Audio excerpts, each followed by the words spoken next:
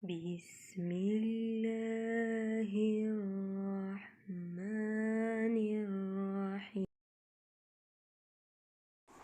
سورة الأنعام ركوع نمبر 9.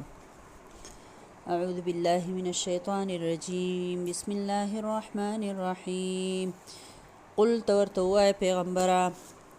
أنا ادعو من دون الله آیا زرعو بلم سیوا د الله نه ما لا ينفعنا هغه څوک چې نه مال نفرا کولی شي ولا يضرنا او نه مال ضرر را کولی شي ونرد على اعقابنا او زه واپس شمه په خپلو پوندو باندې بعد اذ هدانا الله رستر دینا چې ماته الله لاره ښوولې ده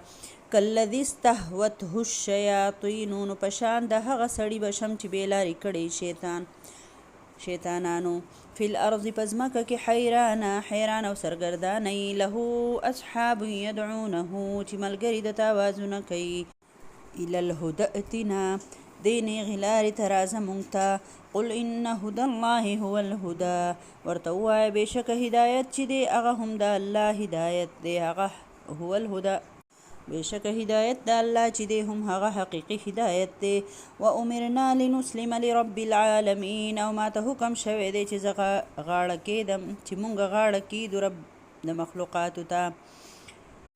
وان اقیموا الصلاة واتقوه او دا چې قایم کوي منځونه او ویریږئ د الله نه وهو الذي الیه تحشرون او هم الله هغه ذات دی چې هغه طرف ته ورجمع کېږئ به تاسو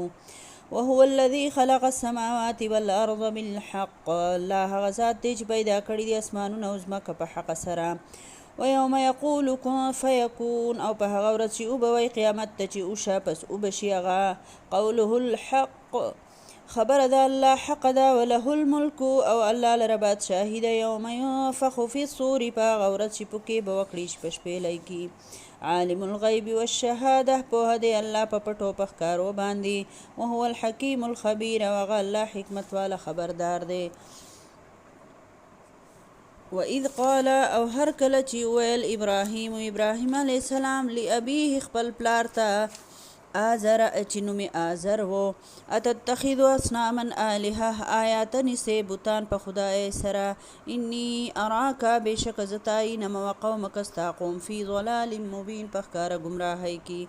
وکذلک او دغه رنګې نوري ابراهیم مونږ اخول ابراهیم علیه السلام د ملکوت السماوات والارض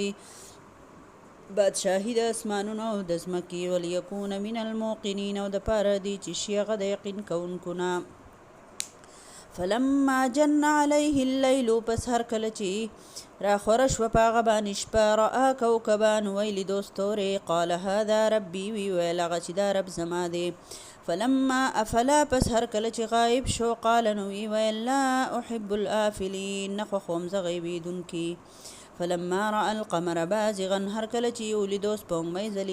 ځلیدونکي قال ویل هذا ربي چې دا رب زما دی فلما افل پس هر کله چې هغه غایب شوه قال لئن لم يهدني ربي نو ویل چې کچرې هدایت نه وی کړی ما ته رب زما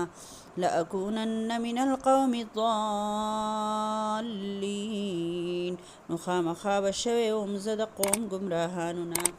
فلما رأى الشمس بازغة هر کله چې ولیدو هغه انور پړقېدونکې قال ویل هذا ربي دا زما رب دی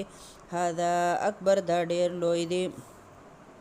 فلما افلت پس هر کله چې هغه پرېوتو قال نو ویل یا قوم زما قوم انی بریء مما تشرکون بېشکه بېزاره یم زه د هغه څه نه چې تاسو یې شریکوئ د الله سره انی وجهت وجهي للذي بېشکه زه ګرځوم زه خپل مخ هغه ذات ته فطر السماوات والارض چې پیدا کړي دي اسمانونه او ځمکه حنیفا زه یو مخیزه یم وما انا من المشرکین او نه یم زه د مشرکانو نه وحاجه قومه او جګړه وکړه د سره قوم د هغه قال اویل ابراهیم علیه السلام اتحاجونی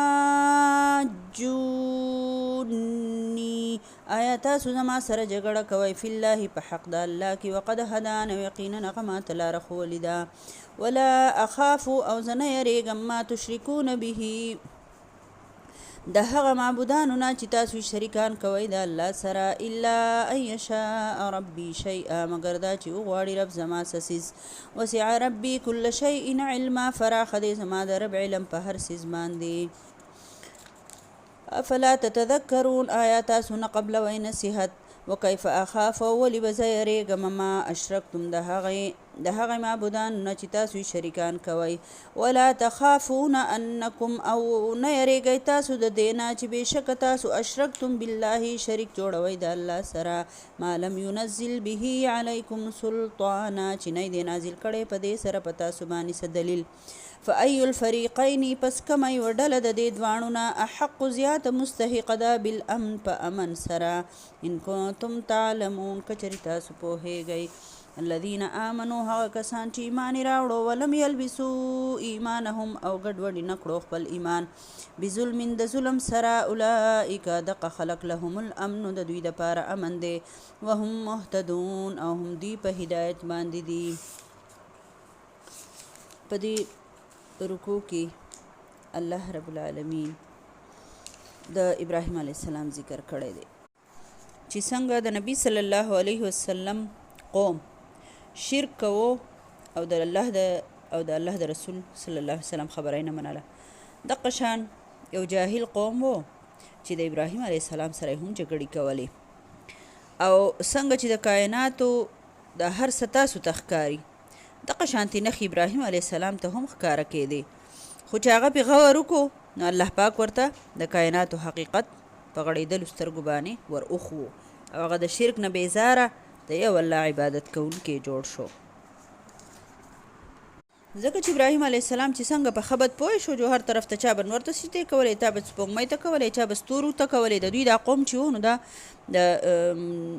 نجوم والا دا فلکیات والا نه په دقې باندې دغه عبادت کوونکي و که نه د هرې دغه خپل ځینې ورونو ته سجدې کوي او ځینې نو د دوی دا قوم چې و ابراهیم علیه السلام چې په کوم قوم کې پیدا شوی نو دوی به نور او سپوږمۍ او ستوري او په دې به ډېرې عقیدې وې ستوری داسې شو سپوږمۍ داسې راوخته او نور داسې شو اوس هم دې خلکو ډېر شی عقیدې جوړې کړي چې کږه سپوږمۍ راوخیږي جو بیا په هغه کال کې ډېر زیات مړي کېږي او دا نمونه خبرې اترې چې دی د ستورو مورو دا طریقې چې دا ټول د هغه مشرق قوم نه راغلي دي نو په دې ټوله رکوع باندې چې بنده غور وکړي نو دغه قوم چې و نو د ابراهیم علیه السلام دا قوم نو دوی هم د الله د ذات نه منکر نه و خو د دوی جرم دا و چې د الله سره به نور خدایان په صفتونو کې او په حقونو کې به سره شریکول نو ځکه الله پاک فرمایي که نه چې چا ایمان راوړو او خپل ایمان د ظلم سره ګډوډ نه کو مطلب دا چې الله مني خو چې بیا د الله سره د هغه په صفاتو کې د هغه په قدرتونو کې څوک نه شریکوي نو دغه صحیح مؤمن دی الله دې مونږ ټول دغه شان مؤمنان جوړ کړي چې مونږ د الله سره د الله په قدرتونو کې د الله په صفاتو کې هیڅوک شریک نه کړي مونږ مسلمانان یو کلمه وایو قرآن وایو روجې نیسو منځونه کوو خو چې زموږ عقیده غلطه وي او مونږ بل څوک داسې منو چې هغه د الله سره نعوذ بالله استغفر الله دا کولی شي هغه کولی شي او که نه ډېر شي داسې عقیدې نن سبا مسلمانانو کې خلک دی نه نو الله دې ټول ته هدایت وکړي الله دې مونږ ټول له داسې شرکي عقیدو نه په امان کړي آمین